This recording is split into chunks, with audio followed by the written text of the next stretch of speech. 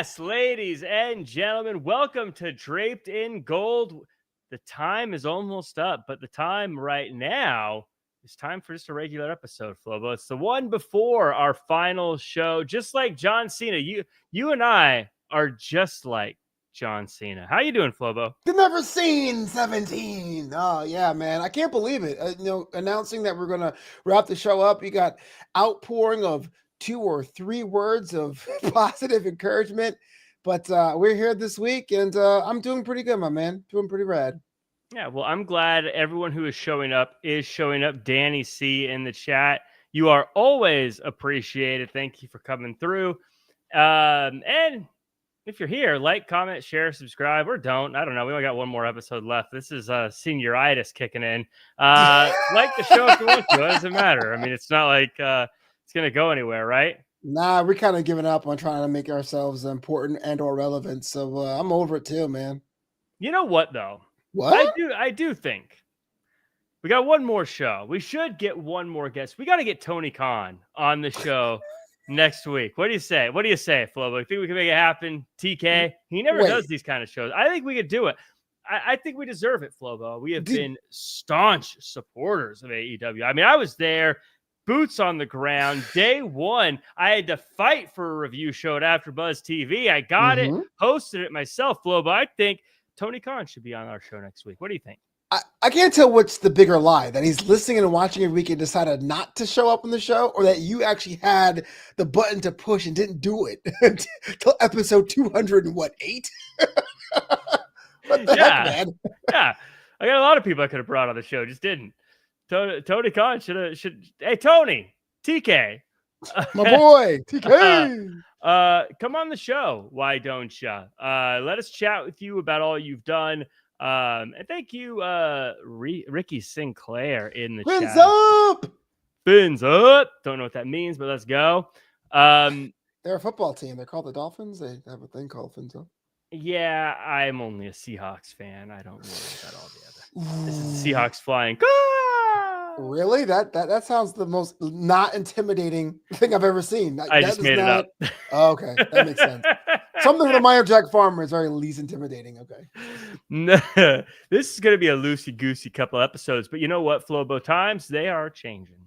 Really? Why is that? We've been on a lot of shows over the years. We've talked about it before. We've been on AfterBuzz, The Ringer, Wrestling Inc., and so on and so forth. But we were always Draped in Gold. Draped in Gold was the one that really stood the test of time.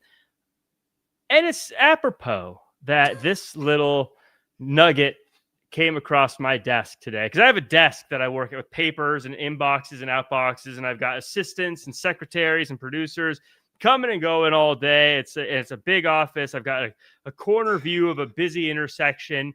It makes Don Draper jealous, but I got this tidbit, Flobo. Tidbit. From the year 1953 to 1963, 10 years was a company called the Capital Wrestling Corporation. Oh, yes. Then they changed the Worldwide Wrestling Federation. So after 10 years of CWC, they spent 16 years as the WWF. 1963 to 1979. They were the WWF after 1979, as many of us know. From 1979 to 2002, that is 23 years as the WWF. Mm-hmm. 2022 or 2002, they became the WWE. And as of today, Flobo, 23 years as the WWE. Today marks the moment that this company has been the WWE longer than it was ever WWF or any other name. Is that crazy for you to hear, Flobo, as a lifelong fan, that they have been the WWE longer than they've been the WWF? Hey, I am totally a slave to the TV commercial that told me to get the F out. That's fine with me. But there's some people out there that will call it WWF to the day they die. For them, I say weird, although I still call it Kinko's myself. But that is crazy that we lived long enough to see the E happen and go that long and still exist as a thing. What does it say that so many people still call it WWF, though? Unless you're like a obviously fans who watch regularly will still call it WWE, but like anyone who doesn't follow wrestling still calls it WWF. Yeah, I mean that was when the Rock and Wrestling and the Attitude Era was like one of the biggest things in television. Period came across, and so there is people who don't really know the change, but of course, a lot of people would say ironically, "Oh, I remember back when it was WWF. Is Ultimate Warrior still wrestling?" Those people will always call it WWF. Yeah, the sometimes I think they say that just to take a dig at you. You know what I Oh mean? yeah. Like the Ultimate Warrior still wrestling. The guy's 105, still wrestling. I call them the sports ball people. The person who's like, I don't watch sports. Go sports ball. You're like, we get it. Okay, it's fine. You don't have to watch. You're so cool. You go outside and see your family instead of dedicating your life to sports. Let's go. So cool. I would never. TK, come on the show. He's not going to do that. He's like, I was going to, you know what? hey, if there's anyone who's not going outside and who's dedicating their life to sports, it's Tony Khan. That man runs like 16 different sports teams and has a wrestling company with 4,000 people involved, and he does everything. So if anything, he's like, yeah, I don't want to hear people talk about going on dates and enjoying their life. I want to hear about people who sit and watch sports like me, Jack Farmer.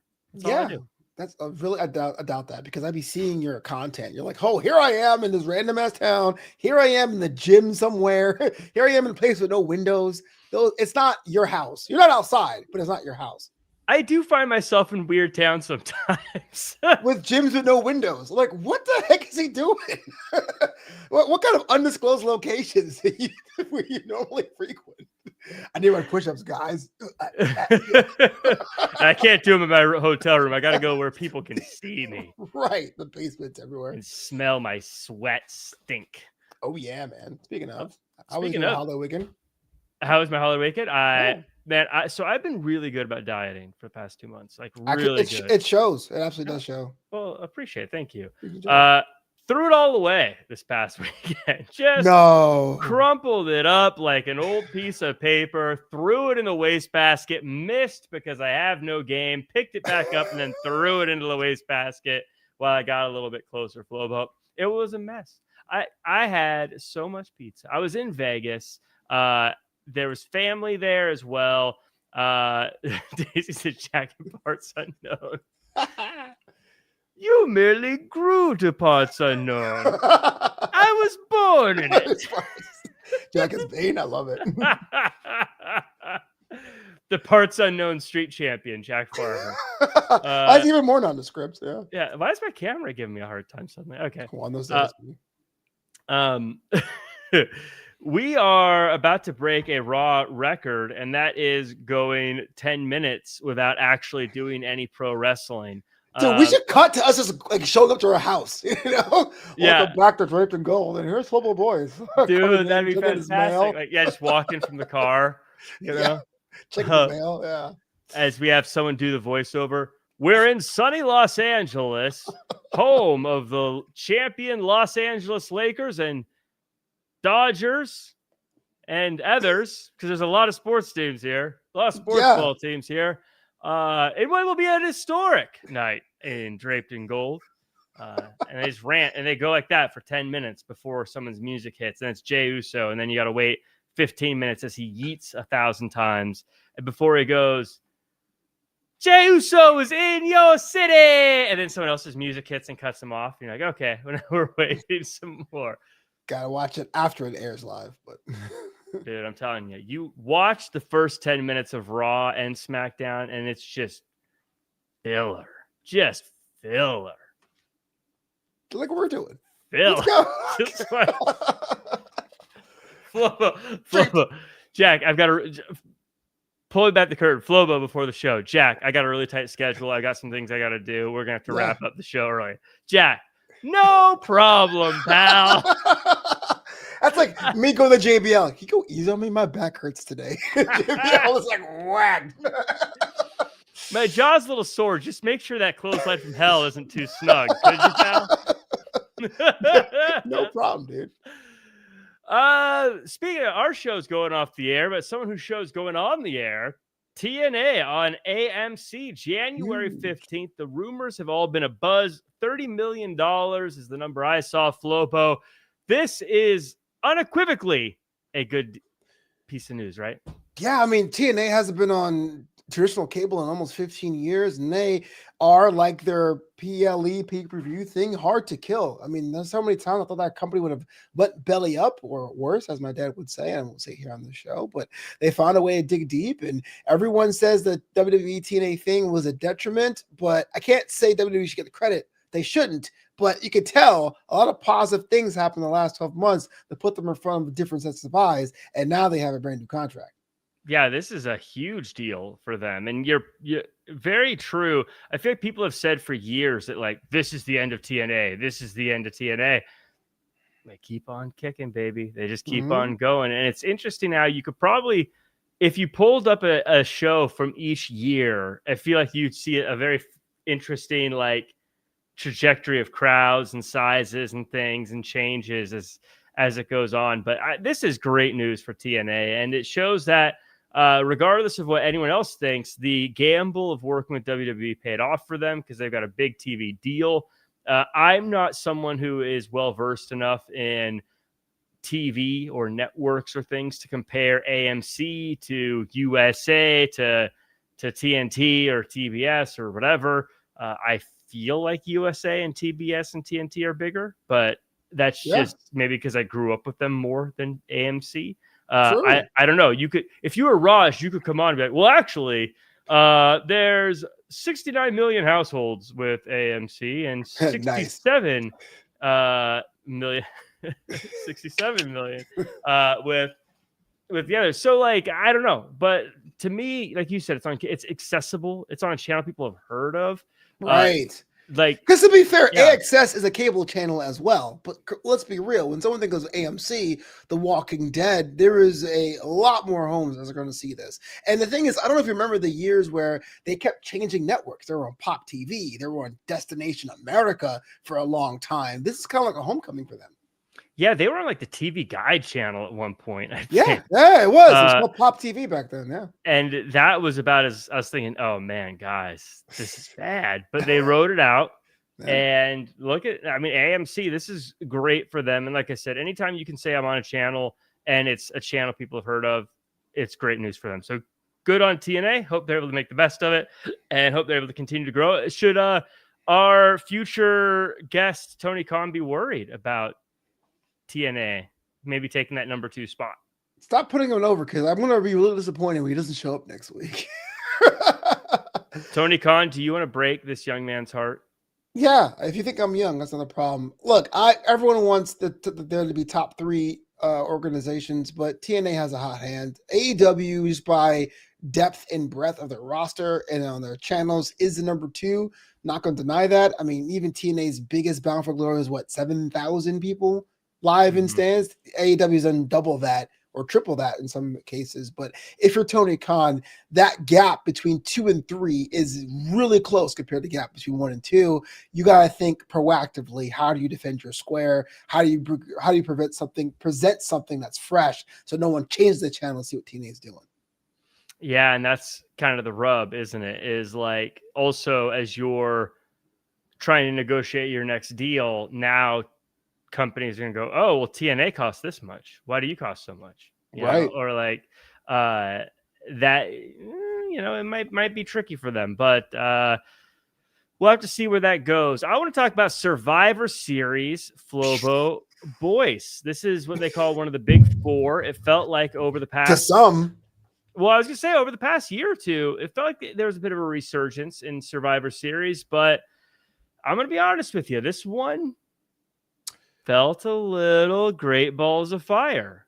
Wow. First of all, Great Balls of Fire is one of the greatest of all time. But you're asking the wrong guy, because I was there live, but I am pretty biased of the big 4. I still don't quite understand Survivor Series' role. But that said, there's a lot of good things happening. PLE is at a fever pitch. We're seeing the F1 UFC-ification of WWE. The whole week is shut down. There's mayors involved and championship belts and ceremonies. That's great. So if you hadn't seen a PLE in 2 years or 3 years, and this was your chance to see it live at Petco, great. Maybe it's fatigue. Maybe we kind of seen that pony before. Maybe because the storytelling has had to stop to get these War Games matches off the ground. But it did feel pretty WrestlePalooza for me. And that to me was interesting because I paid money to go to Survivor Series and nothing really changed. It kind of felt like filler in that way. Yeah, even going into it, it felt like it's so weird because the beginning of the Triple H era was all about, hey, we're not going to do Hell in a Cell just because it's that time of year. We're not going to sideline stories just because Crown Jewel's coming. And then here comes Survivor Series. And it's like, we're doing it just because it's that time of year. And we're going to sideline every story. And it felt like this was the first time since Triple H took over. It felt like the majority of the voices I was hearing on social media all felt like this was not the greatest show on earth, Flobo. I do feel like a lot of people are pushing Triple H's cooked narrative, which is interesting because like you and I both survived 2019. You and I both survived 2004. Like they were really deep naders at professional wrestling. So it is cooling off right now. So I do think the IWC just, dog to a bone, blood and water and sharks. But yeah, we've seen a lot of these things before. The surprises weren't that much a surprise. A lot of time was given. I think a fifth match would have been perfect. I am not sure whether it's 5 versus 5 for these things.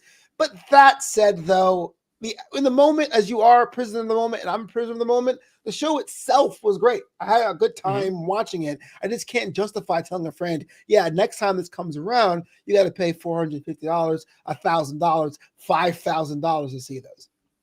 Gee Louise. That's a lot of money. Are you for or against getting rid of the shark cages?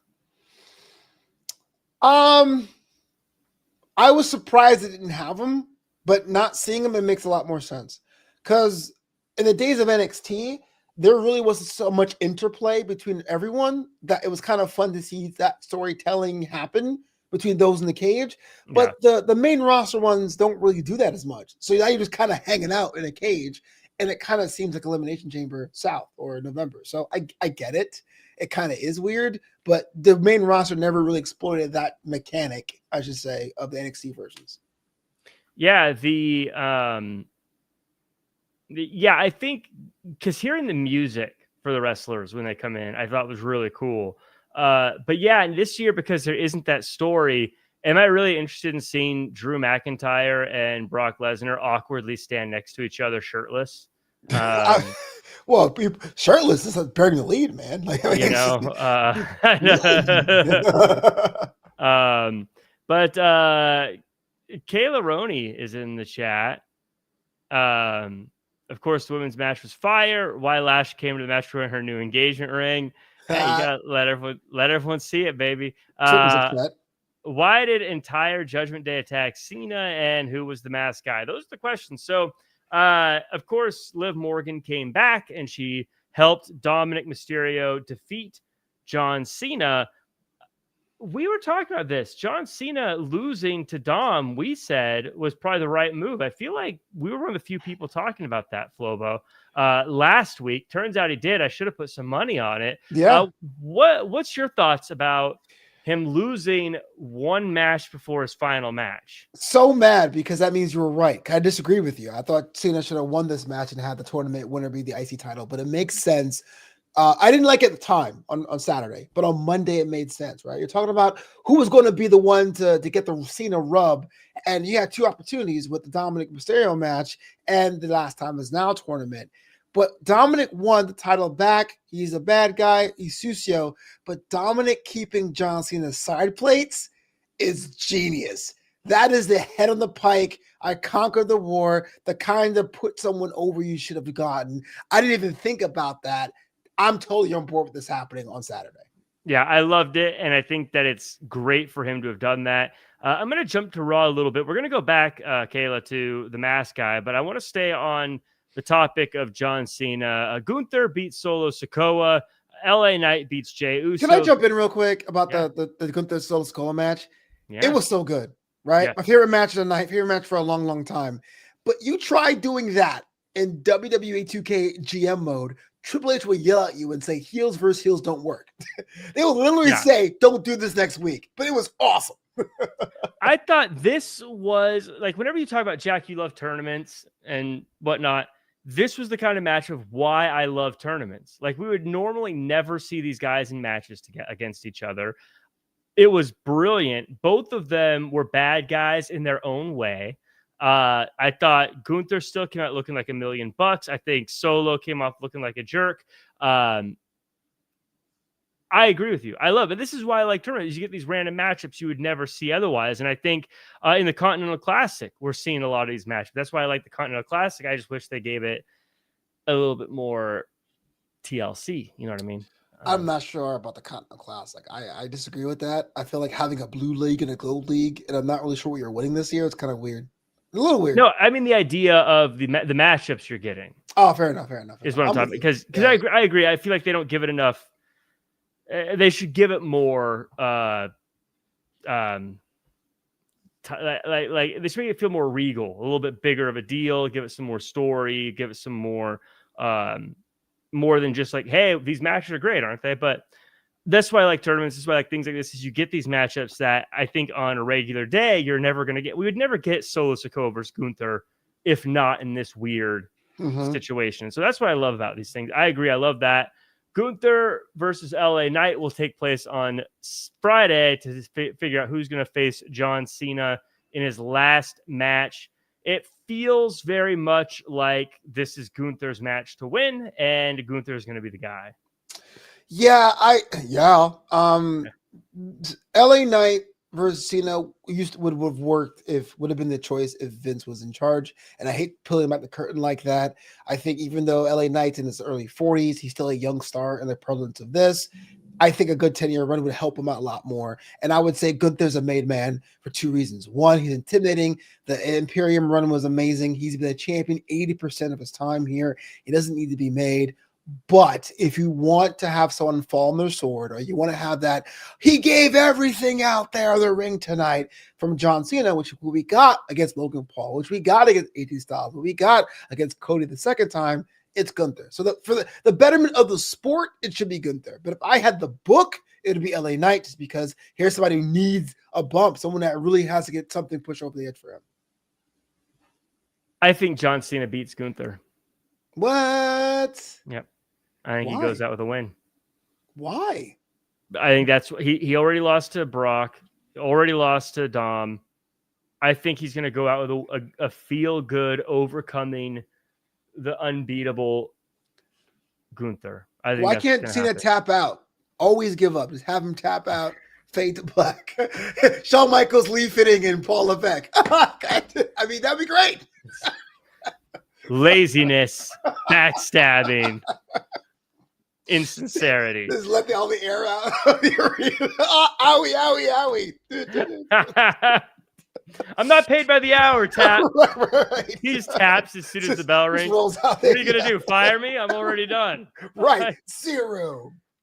Thanks for the cash, Triple H. Peace. Beating Gunther, man, I don't know. To bring him back just to lose seems very Nakamura-like. I don't like it. Yeah. They did it to Nakamura. Yeah, and he's a good guy now. Like, when did that happen? Weren't you like an undead samurai for 3 months and you stopped? I feel like he's just. Is he a good guy? I feel like he's just whatever we need him to be at the moment. He was on the Survivor Series team, the good guy. And I would say that was historically that's been the worst WWE signing as far as buying someone past the peak of their career and having them give them a run. Guess being on TV is a good thing, but like you go back to what Nakamura used to be able to do and what he was doing now is just kind of weird. You know, but it's not for lack of trying. I mean, they had Shinsuke won the Royal Rumble. He main evented WrestleMania. Like they gave him opportunities. It's not like they didn't try with Nakamura. Never got the strap. Oh. Do you think that would have changed things? If he beat AJ Styles, do you think that would have changed things? Or Jinder Mahal, maybe. I was thinking if he won the WrestleMania match. Oh, I was like, if he beat Jinder Mahal, that was Jinder's first feud. If Jinder would have won the title and dropped it to Nakamura, Jinder would have been a footnote in all the best ways, and then Nakamura could have had it. But you think if he'd won it way back then, today we'd look at Nakamura differently? I think so. Because he was always a guy that had what, 1, 7, 8, 9 number one contenderships? 3 against AJ, 2 against Jinder, 1 against Orton. That's like 1, 2, 3, 4. Like it was a lot. Yeah, he did. Yeah. He did. I want to talk about this masked man that attacked or helped the Vision. This was kind of the most interesting point to me watching this week is the masked man helps out the Vision. Everyone's wondering who they are. The Vision saying they don't know, but we don't know if they're just playing coy at this point. Braun Breaker is going to get a shot at the World Championship. And during his promo, he buried Seth Rollins.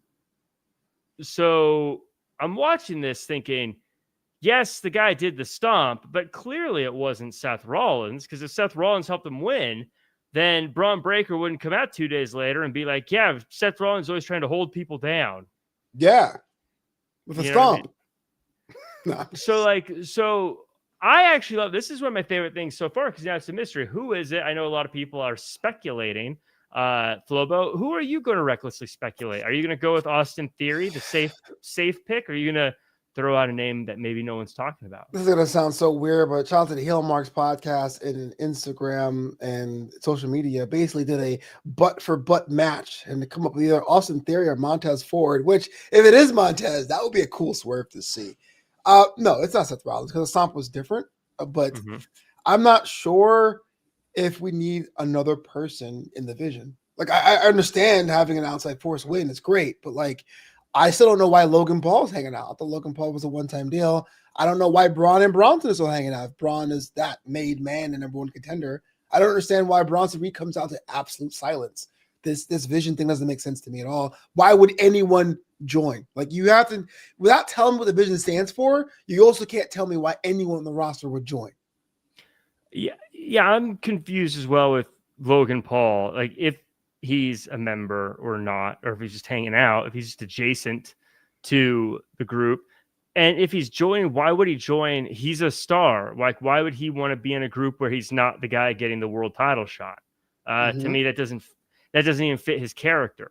I mean, he comes out saying he's a maverick. He's a solo guy. He's out here on his own.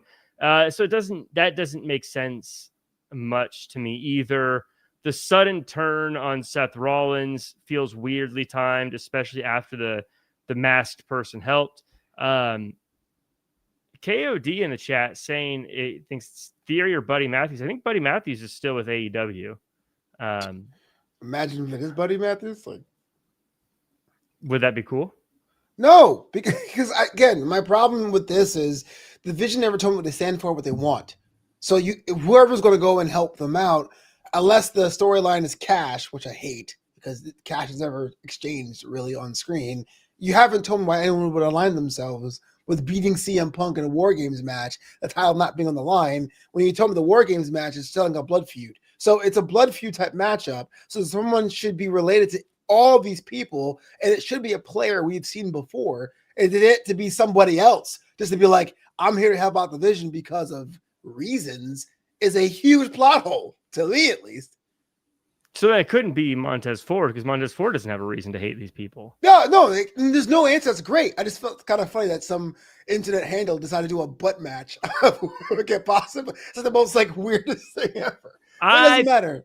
I feel like that should have been my thing. Right. That's why you're upset. They stole. I should have compared the butts. Chaps. Yeah, if they're not wearing chaps, then what are we doing? Yeah, so that to me has been I'm interested in it though. I'm interested to see who it is. I don't know who it could be because I'm an Austin Theory fan.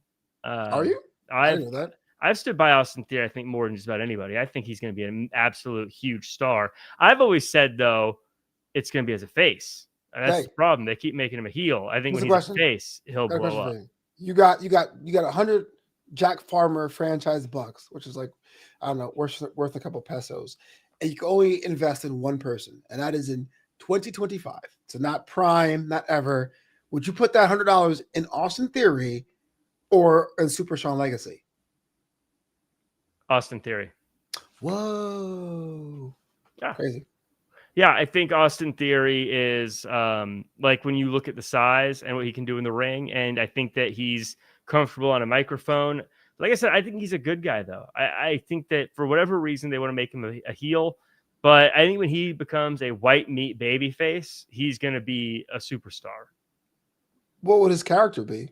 White meat baby face. That's not a character, though. Yeah, it is. Like Cody Rhodes is a white meat baby face, but he's the American Nightmare. Like, oh yeah, I mean, Cody Rhodes is Cody Rhodes, but John Cena was a white meat baby face, but he was never give up. I'm saying, what would Austin Theory's baby face run be?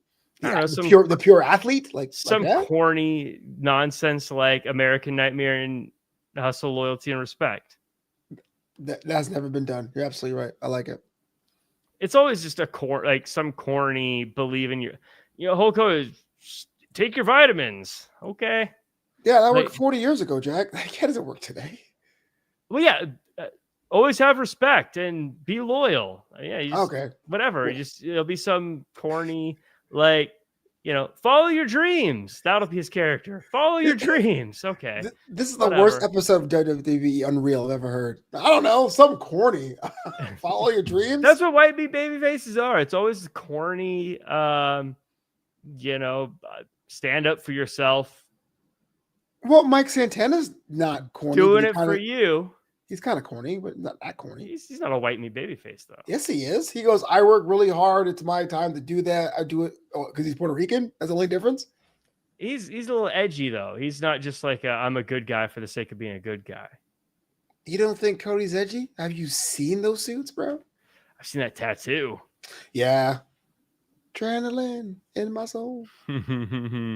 Yeah. So, anyways, I think that's the show.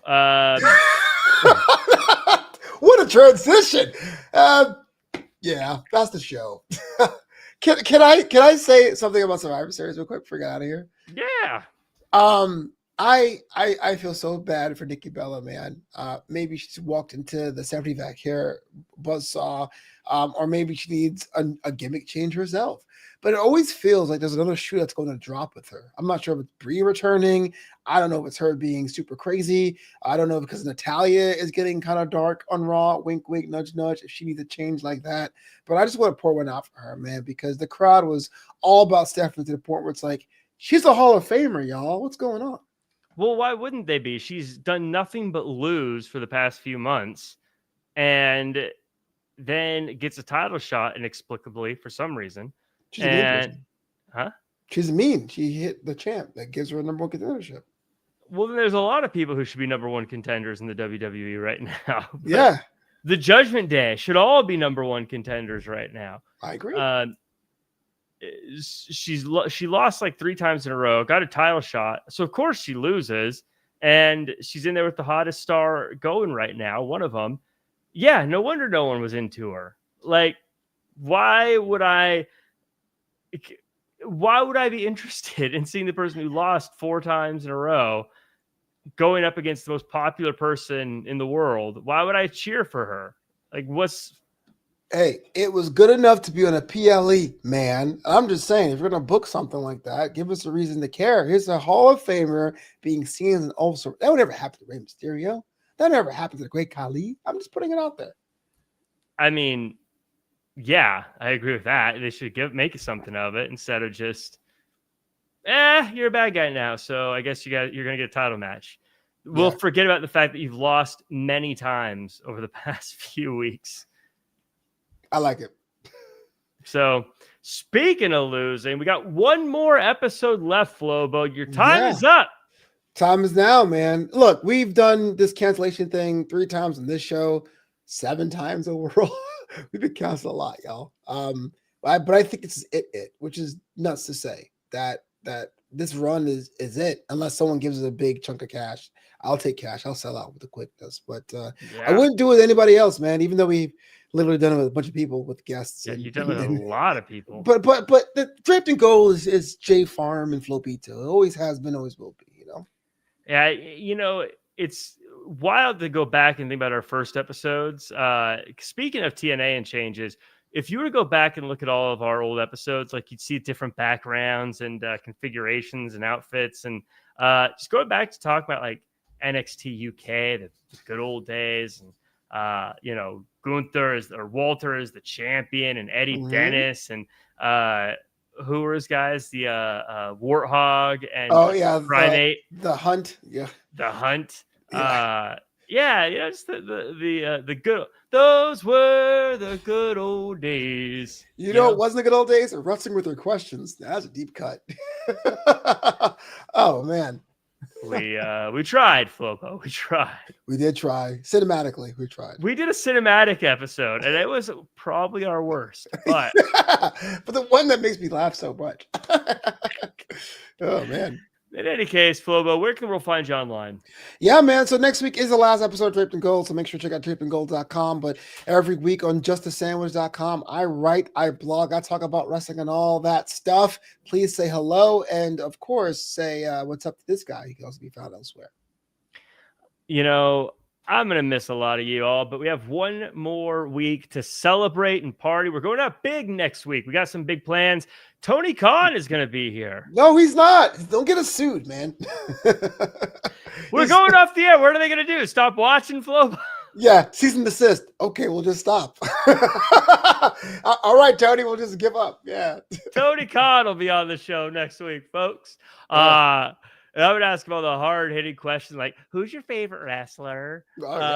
If you could wrestle anybody, who would it be? What would be your finisher? What got you into wrestling? What's your Whataburger order? What's your Whataburger order? Okay, I'm going to hit the end stream button, Flobo. You good? Yeah.